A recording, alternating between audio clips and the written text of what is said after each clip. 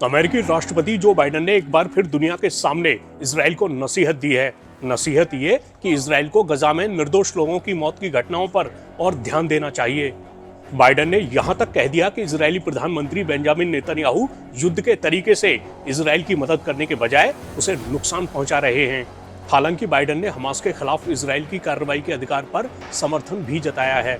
उन्होंने ये भी कह दिया कि वो इजराइल का साथ नहीं छोड़ेंगे। उधर नेतन्याहू ने भी साफ संकेत दे दिया है कि वो अपने रवैये पर बने रहेंगे। ऐसे में ये सवाल खड़ा हो गया है कि क्या बाइडेन की नसीहत महज दिखावा है। ये सवाल इसलिए भी उठा है क्योंकि बाइडेन पहले भी इजराइल को नसीहत दे चुके हैं, मगर इजराइल पहले की तरह ही अपने अभियान में जुटा है। गजा से लगातार इजरायली हमलों में आम लोगों के मारे जाने की खबरें सामने आ रही हैं। चलिए इस सवाल के बीच आपको बता देते हैं कि बाइडेन ने और क्या क्या कहा है। तो बाइडेन ने रमजान के मौके पर दुनिया भर के मुस्लिम समुदाय को बधाई भी दी है। इस मौके पर उन्होंने कहा, ये पवित्र महीना चिंतन और फिर से शुरू करने का समय है। इस साल ये महीना काफी पीड़ादायक समय में आया है। गजा में युद्ध ने फिलिस्तीनी लोगों को भयानक पीड़ा पहुंचाई है। इस युद्ध में 30,000 से ज्यादा फिलिस्तीनी मारे गए हैं, जिनमें से ज्यादातर आम नागरिक हैं। इनमें हजारों बच्चे भी शामिल हैं।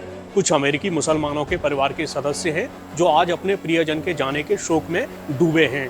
इसके साथ ही बाइडेन ने गजा में युद्ध विराम की कोशिशों पर बयान दिया। उन्होंने कहा, अमेरिका बंधकों की रिहाई संबंधी समझौते के तहत कम से कम 6 हफ्ते के लिए तत्काल युद्ध विराम करने के लिए काम करना जारी रखेगा।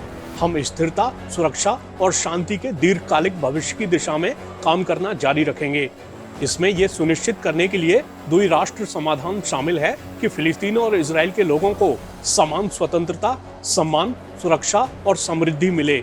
स्थायी शांति की ओर यही एकमात्र रास्ता है। बाइडेन कई महीनों से कहते आए हैं कि इजराइल गजा में बड़ी संख्या में आम लोगों की मौत होने के चलते अंतर्राष्ट्रीय सहयोग हो सकता है। बाइडेन ने शनिवार को एक इंटरव्यू में कहा था कि उन्हें लगता है कि नेतन्याहू गजा में हमास के खिलाफ अपने युद्ध के तरीके से इजराइल की मदद करने के बजाय उसे नुकसान पहुंचा रहे हैं। जब बाइडेन से पूछा गया कि क्या गजा के रफा में इजरायली हमला नेतन्याहू के साथ उनके लिए रेड लाइन होगी, इस पर बाइडेन ने कहा, ये रेड लाइन है, लेकिन मैं कभी इजराइल का साथ छोड़ने नहीं जा रहा। इजराइल की सुरक्षा का मामला अब भी गंभीर है। उधर एक इंटरव्यू में जब नेतन्याहू से पूछा गया कि क्या इजरायली सुरक्षा बल रफा में आगे बढ़ेंगे, तो उन्होंने कहा, हाँ, हम वहां जाएंगे।